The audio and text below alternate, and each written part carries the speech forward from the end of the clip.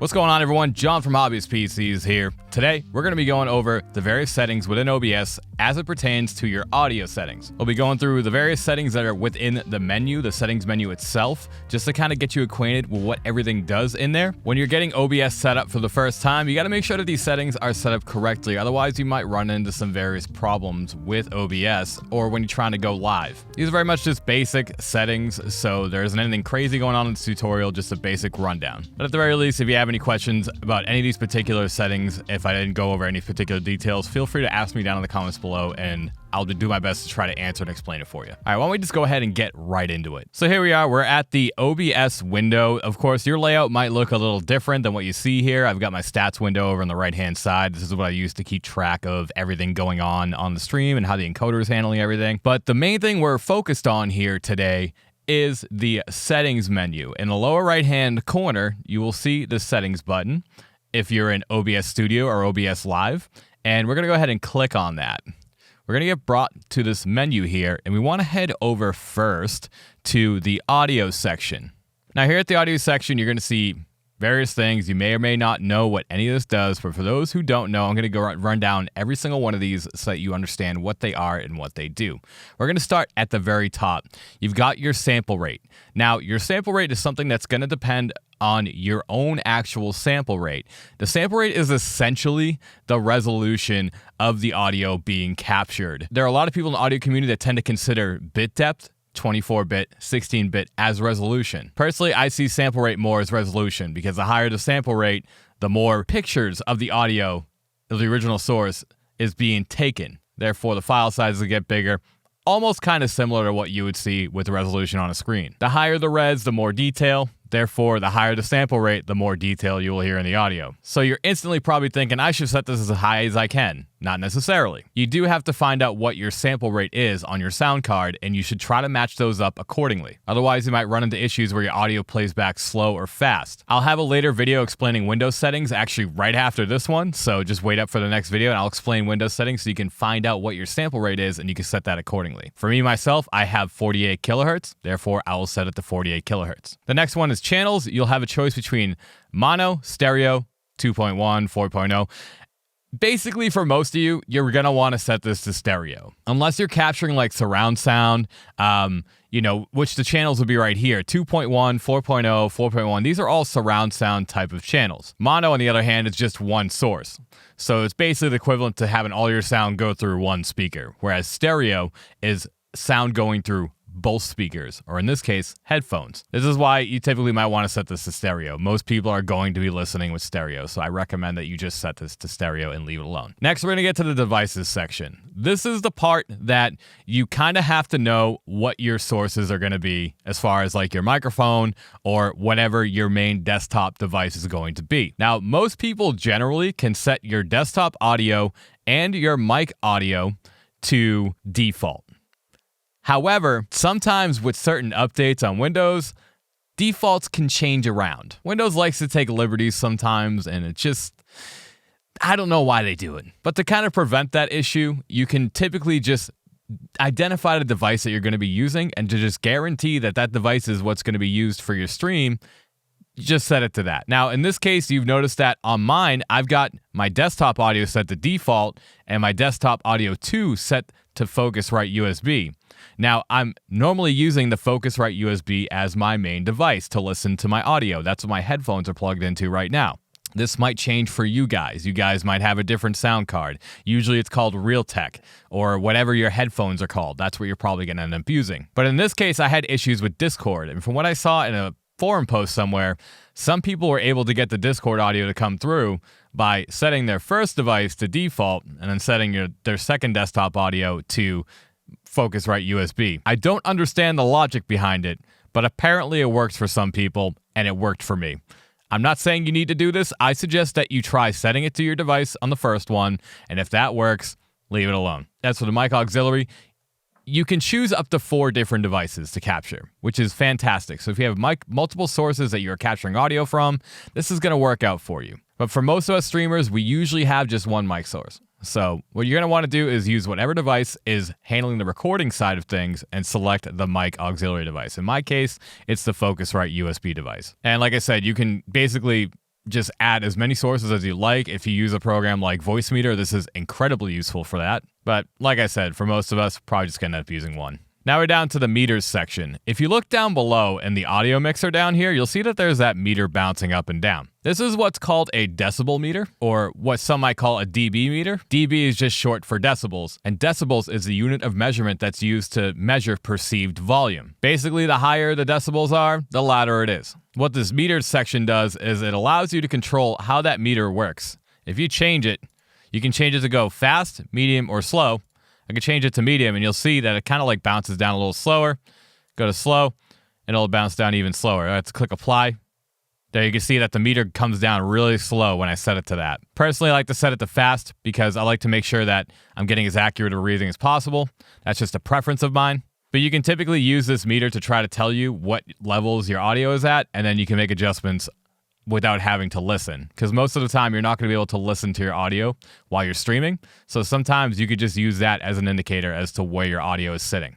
As for the peak meter type, I personally recommend just keeping it at sample peak. This is whatever the sample is set at, then you get the true peak. It says higher CPU usage. For some of you who want to keep your stream lightweight, I recommend not using it. But if you need to figure out what the true peak is for your actual sound source, then you can go ahead and set this on. I suggest using it not while you're on stream. Use it while you're in the setup process, and then while you're live on stream, I recommend setting it to sample peak. Then we got the monitoring device. This is something that most of you probably won't use, but if you're in a situation where you're able to monitor your stream through a different source, this can be incredibly useful, because within OBS, you can actually go and you can select a way to actually go in and listen to what your mic audio is doing. It'll actually play it back for you. That way you can hear what you sound like, and you can make changes to the sound however you need to. And that's basically what this lets you do. This lets you go in and choose which devices are going to be used to monitor your audio. This can also be pretty useful for people who do console streaming. There are some ways that you can use the monitoring device itself to help you hear the gameplay audio. But for most of us probably aren't going to use this. We're probably just going to use the default device anyway. So for most of us, I recommend just setting it to default unless you're in a specific situation where you might need to change it. And as for this little checkbox down here, disable Windows audio ducking, it's something that I personally recommend that you turn on no matter what. Windows has this thing where it has like attenuation built into it, and what it sometimes ends up doing is that for some of your sources within Windows, it'll actually gradually bring the audio down inside Windows over time. And then next thing you know, like, you're not hearing any audio. Like, I see this with Discord a lot, for example, where just the audio will just drop all the way down to like almost zero. And everyone's like on stream, oh, I can't hear your Discord audio. And then you go back and you look and you see it in your mixer that your volume went all the way down. This can sometimes help that issue. Sometimes you got to go into the Windows settings itself to handle that. But in this case, I suggest just turning it on. And for the last section right down here, we got hotkeys. If you are using push to mute, or if you're using push to talk within OBS, this is where you would go to try to set your delays for your push to talk. Personally, I like to make sure that like my push to talk delay is like, you know, as short as possible. So I don't have to worry so much about my sentences getting cut off too early or anything like that. This is something that if you do use push to talk or push to mute, I highly suggest that you play around with this, see what you get good, and just make sure that you're not cutting off your sentences too early or too late when you set these. And lastly, we're going to cover a couple of other sections that are actually under the output section. Now, first of all, under the streaming tab, you're going to notice a section called audio track. Now, this is going to exist in both streaming and recording, but you'll notice that under the recording tab, there is audio tracks, but they're checkboxes, whereas in streaming, you only get to choose one. That's because when you're streaming to any sort of service, they only allow for you to choose one stereo track. You cannot stream multiple tracks at the same time. Even though you can mix your various sources within your mixer, you can't handle sources separately. The stream only allows for one stereo track. Therefore, you have to choose which track you're going to use to handle your stream audio for your encoding. Whereas in the recording section, you can record video with multiple tracks on it. And this is especially useful, for example, if you have separate sources for, let's say, your Discord audio, your gameplay, and your microphone. Once you capture that audio, you can then send it into a video editor, and you can level off all the different tracks separately. That way you can get a nice mix afterwards in case the mix wasn't that good going in to begin with. You can also do things like in case someone in your chat says something that might not be friendly with TOS, for example, you can go ahead and you can cut that out. You can select up to 6 different tracks when you're on recording mode, which is useful if you have that many tracks that you want to separate. And you can go into the advanced mixer settings, which I will show you in another video, and you can set which tracks in your mixer are going to which track on the recording section. And lastly, I want to go over one more thing. We get the audio section here. By the way, I want to note something really quick that I almost forgot about. You'll notice that I am in advanced mode. If I set it to simple, all these settings change. You don't even get to change all these things. So keep in mind that all these settings that you're seeing right here are under advanced mode. But that's what we do here. We're going to be doing things in advanced mode. You want to learn OBS and get the best audio, this is how you should approach it. But now you can see here that we got our 6 different tracks that we saw in the recording section and in the streaming section. You are able to assign different bit rates to each track. Now, if you're just going to be streaming, it's not that important to have the bitrate set as high as possible. As a matter of fact, you can probably just set it to 160 and call it a day. Most streaming services only accept up to 160. The higher the bitrate, the higher the quality. This is basically a compression algorithm. The audio is recorded and then it's compressed as it's sent out to the streaming service or whatever it is that you're going to be recording to. And you're not getting a true version of what you've actually been recording, but at those higher bit rates, that lossy format tends to become, not noticeable for the most part, unless you slow down the audio or you really hone in on certain artifacts that are in the audio.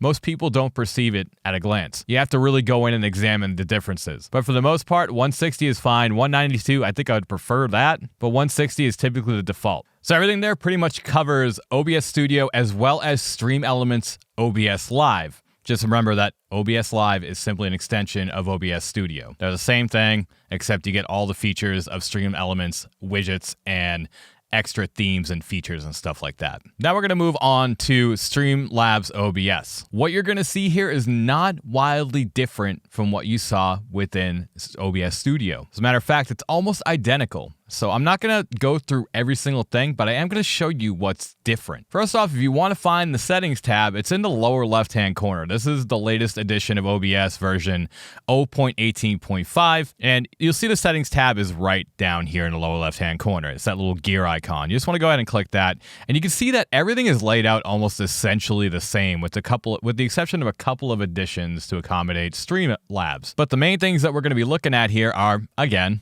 the audio and the output tab. Starting with the audio tab, you can see that it's a lot more condensed. There aren't as many features on this tab as was covered in OBS Studio. You got your sample rate, your channels, of course, mono, stereo. It supports up to 7.1 surround sound. You've got 2 different desktop devices, but only up to 3 different input devices. So if you have a reason to use more than 3 input devices, you should try using OBS Studio instead of Streamlabs OBS. And then we move over to the output tab. It's laid out exactly the same. I am in advanced mode. We go down to the streaming section and you'll see that audio track's right down here. It stays a drop down instead of a dotted selection. Then we go to the recording tab. You can see it's all the same here. Audio track, you can choose your recording format and everything like that. Type to standard. It's the same exact thing. You get the six different tracks that you can choose from. You can record up to 6 now. And the only real difference when I show you guys in the mixer video is if you wanted to go to the advanced mixer to allow you to select these things, you would have to click this little gear icon right here in the lower right hand corner. Whereas in OBS Studio, you would have to click this gear icon, head down to advanced audio properties. They're the same exact thing, same window. You can do the same location of tracks. It's all the same stuff. Now, the last thing that I do want to point out about Streamlabs OBS is the one section that I told you about in OBS Studio that lets you choose your monitoring device. That is simply in a different spot. If you go down to the Advanced tab over here on the left-hand side, if you scroll down just a little bit, you'll see the audio section and you will see a drop-down menu allowing you to select the device that you want to use as your audio monitoring device. You can disable Windows audio ducking. And like I said, it works in the same fashion as it does in OBS Studio. And as you probably noticed, I even took a minute to look around to see if it even exists, but it doesn't seem that you can even set your push to mute delay. Most people don't use it anyway, but for whatever reason, if you ever needed to,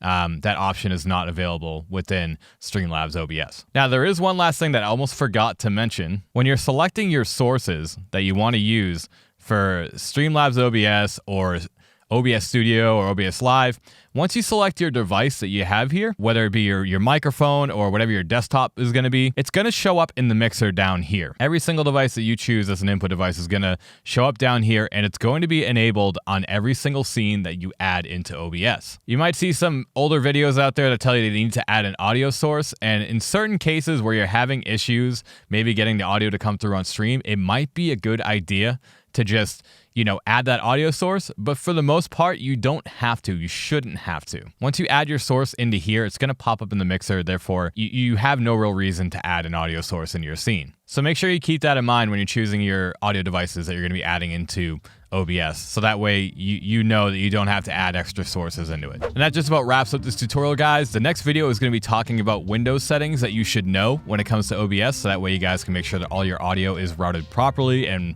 working as it should. If you found this video helpful, please be sure to share it. Be sure to like it, and also please be sure to comment down below if you felt like there was any information that I should have also included in this video. Down in the description there will be links to our various social media pages as well as my Twitch page. I'm not going to be streaming quite as much as I used to, so just chime in. It'll be random. You can follow me on Twitter. It's where I post my live posts. We've also got some merch for sale. We've got coffee mugs and t-shirts that you can purchase on my Design by Humans page. And of course, if you would like to stay up to date with everything going on the channel, please be sure to subscribe and hit the bell icon for notifications, and you'll be notified anytime I post a video to the channel. I appreciate you guys taking the time to watch the video. Thank you very much, and have a pleasant day, everyone.